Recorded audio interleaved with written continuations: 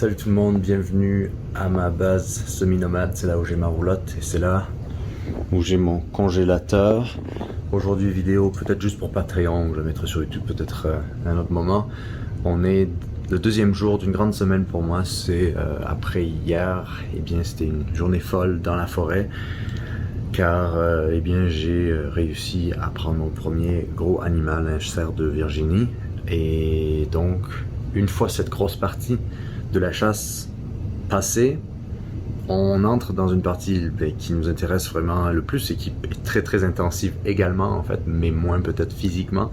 C'est celle, quoique, c'est celle de processer la boucherie de son animal pour vraiment respecter toutes les parties. Moi c'est vraiment un projet que j'avais d'utiliser tout l'animal le plus possible parce que c'est vraiment ça la résilience, c'est utiliser en fait consommer, mais utiliser tout ce qu'on consomme. Quand on prend la vie de quelque chose, c'est utiliser tout, utiliser les fans de carottes et la carotte et en fait tout ce qui vient avec.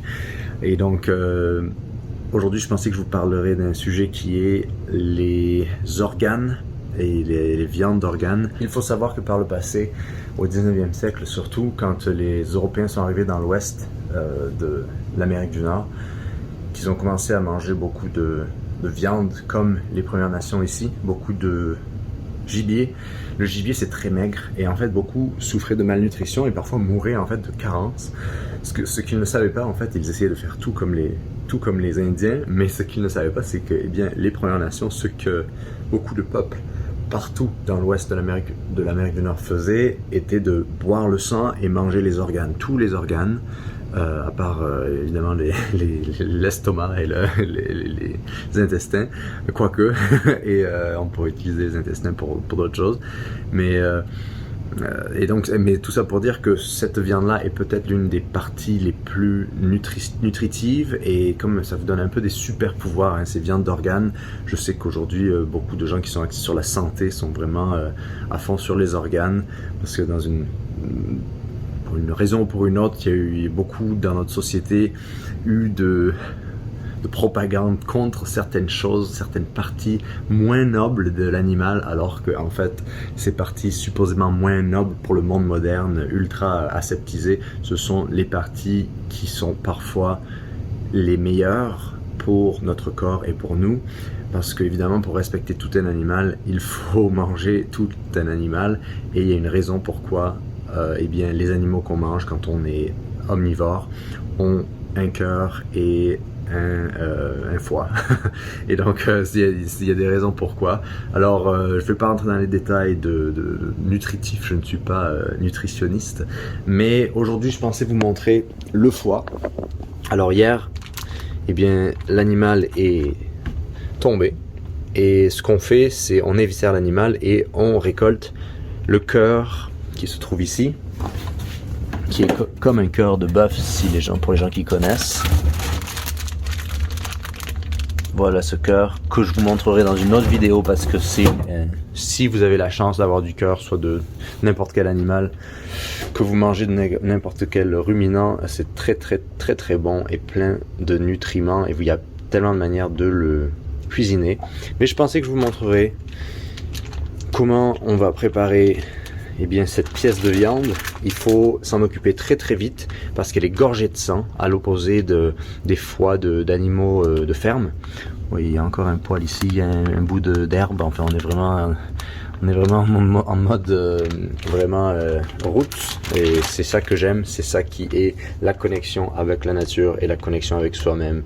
Et quand on veut manger sa propre nourriture et être en autosuffisance, ça commence par le jardin et la chasse, à mes yeux en tout cas, et les poules. C'est aussi simple que ça. Hier j'étais très très très excité, c'était un moment incroyable en fait. J'écrirai un article sur Patreon pour vous en parler. Et si ce n'est pas déjà fait, je pense que je le ferai. Si quand vous voyez cette vidéo, vous n'avez pas lu mon article sur Patreon avant, sur toute cette expérience là. Mais trêve de plaisanterie, je voulais faire une vidéo courte. Alors dans ce processus, moi ce que je veux faire c'est des tests, voir qu'est-ce qui rend le meilleur à la fois rendement et aussi le meilleur goût et aussi la plus grande facilité. avec le foie, vous pouvez faire plein de choses. Vous pouvez faire du pâté, vous pouvez faire juste du foie avec des oignons, vous pouvez le mettre dans de la saucisse, dans des burgers, dans de la viande hachée. C'est vraiment une super viande, dans le terme super, en termes de ça vous rend super héros, c'est-à-dire que ça vous apporte tous les nutriments essentiels à une bonne santé ou aux carences que vous pouvez avoir. Et donc je vais faire plusieurs tests. Ce qu'il faut savoir, la différence avec le foie d'animaux de ferme, c'est que les animaux de ferme sont vidés et leur sang est en fait, comment on appelle ça? Je sais pas c'est quoi en français, alors leur sang s'évacue et donc la différence avec un animal qu'on chasse, c'est que même si il va y avoir une hémorragie, c'est comme ça que l'animal meurt également, et n'a pas de stress dans ses muscles en fait grâce à ce sang qui s'évacue, eh bien le foie retient beaucoup de sang. Et pour enlever ce sang, soit il faut manger le foie tout de suite, soit il faut le mettre dans une saumure pour que la saumure, en fait, le sel absorbe tout ce liquide, ce sang, et faire plusieurs bains de saumure. Donc c'est ce qu'on va faire. On va faire une partie de ce foie dans la saumure, une partie qu'on va juste mettre en Ziploc ou en sous-vide et qu'on va mettre au congèle, et on va essayer aussi de évidemment les manger maintenant. Donc par quoi on commence en fait? On commence parce que vous voyez, c'est quand même gros. Ce foie il est assez gros. On va mettre ce foie sur notre planche et on va le découper en parties plus ou moins égales.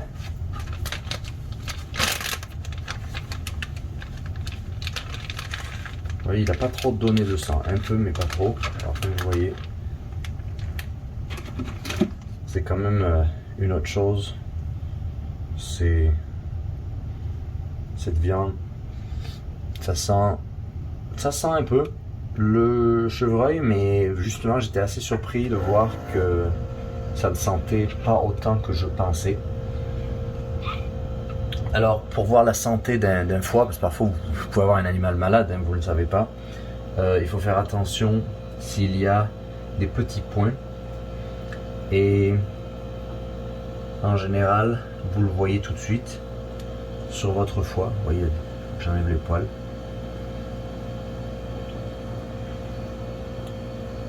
Ce foie là, c'était un jeune cerf, donc il faut dire qu'il avait 3 pointes, donc c'est pas non plus un vieux cerf. Et ce genre de cerf, c'est ça pour la viande, c'est vraiment parfait parce que c'est vraiment ces cerfs là qui ont une viande très très douce, et que les gens, en général, les gens ils pensent que c'est giboyeux ou quoi, c'est très très peu giboyeux. Donc ce qu'on va faire, c'est on va le nettoyer.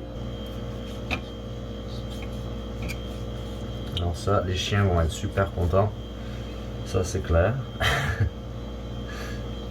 Et ensuite on va le couper. On va le couper en 3 d'abord. C'est incroyable la grosseur d'un foie, j'avais jamais vu ça. Hein. J'ai jamais vu un foie aussi gros. On va en garder pour midi, ça c'est clair. Ici un autre. C'est je sais pas combien de repas ce foie là. Ici. On va couper ici.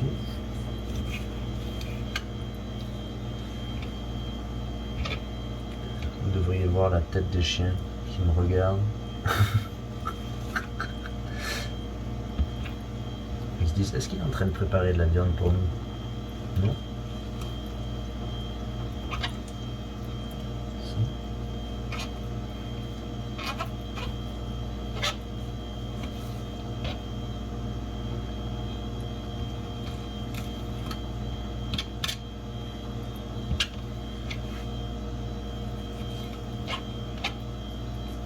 Si ce petit bout là, c'est dur à enlever.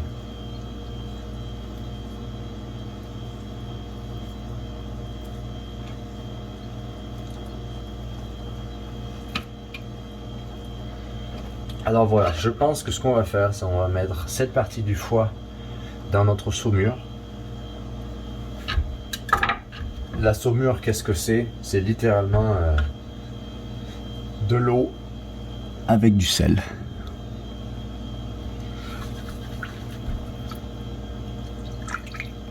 Voilà. Ensuite, Ça, on va le manger aujourd'hui.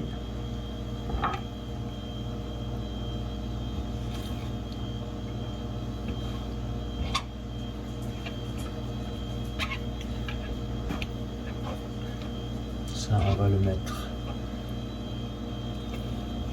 On va le garder pour la saucisse.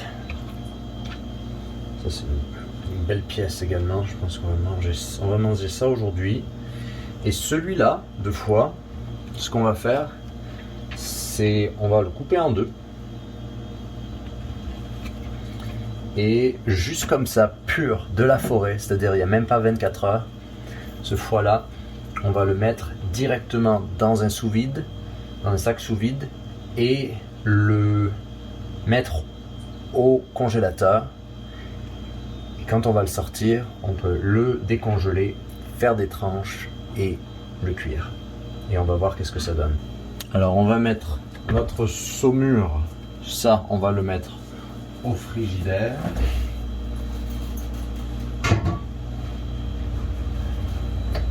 Regardez ces morphales. Alors voilà nos pièces. Voilà nos pièces. Regardez ces morphales. Hein? Yeah, non. C'est bien, ils sont respectueux. Et là maintenant, on va faire notre sous-vide.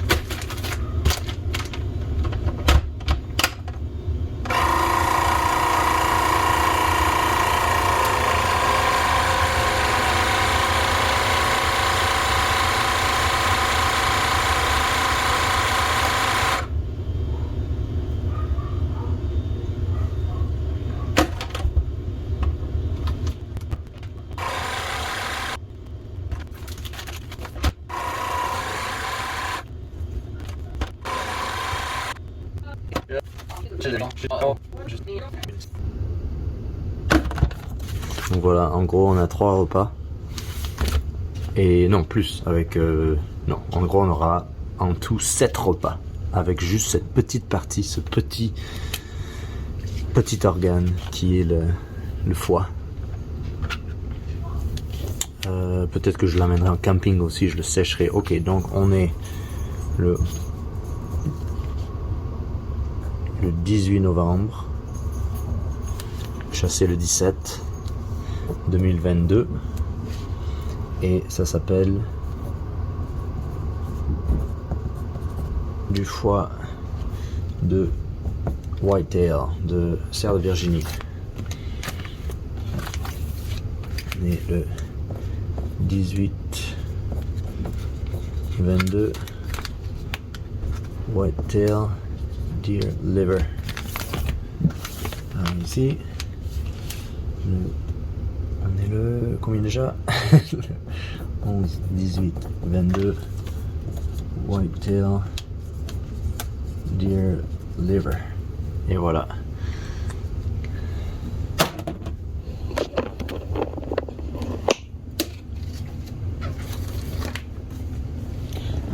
Le vacuum seal, le sous vide, c'est bien mieux que le papier de boucher parce que ça fait se conserver plus longtemps la viande, et même j'ai fait les pois que j'ai, les pois cassés que j'ai, j'en ai fait un sous vide aussi.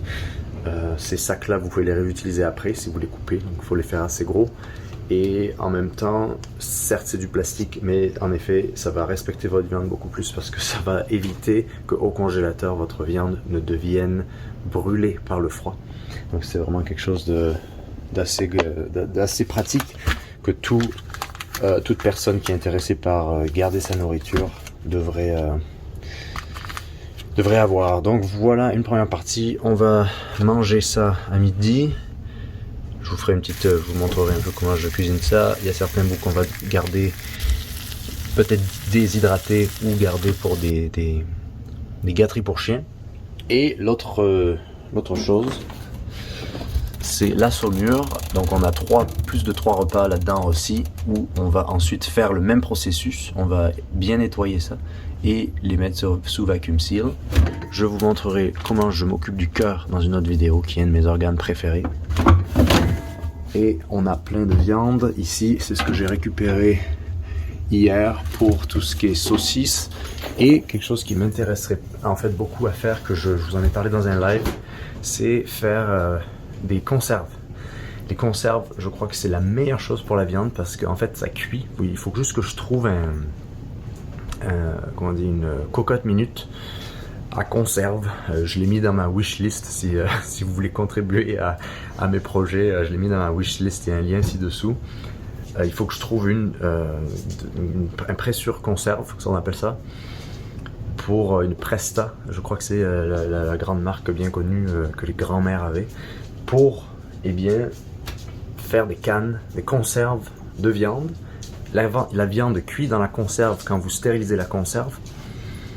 Et ensuite, vous avez juste un repas prêt que vous avez juste à faire réchauffer pour 5 minutes avec du riz, avec n'importe quoi en fait. Vous pouvez faire n'importe quel repas ensuite et vous pouvez conserver ça sans froid. Et donc dans une optique de résilience, on veut aussi être prêt au cas où il y aurait pendant assez longtemps, il y aurait beaucoup de notre congèle qui ne fonctionne pas. S'il y a une panne d'électricité pendant plus de 3 jours disons et que la génératrice peut pas faire tout marcher longtemps, au cas où il y aurait un problème, c'est bien d'avoir des conserves parce que c'est très passif. Je crois que les conserves, c'est le truc ultime pour la résilience parce que vous pouvez mettre ça juste au frais, enfin pas au frais, même n'importe où, dans le noir, au sec, et vous pourrez avoir des repas tout prêts.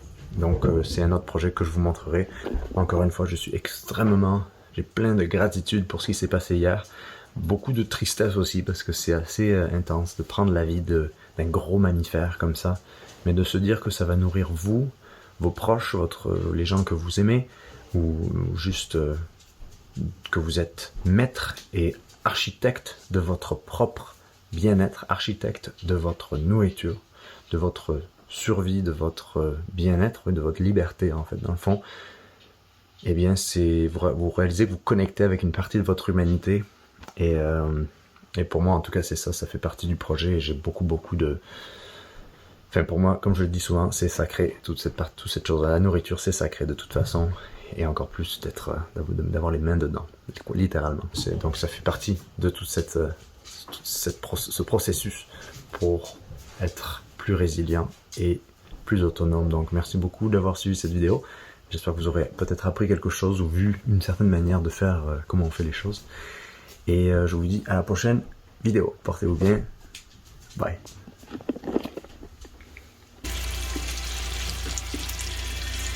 It's good.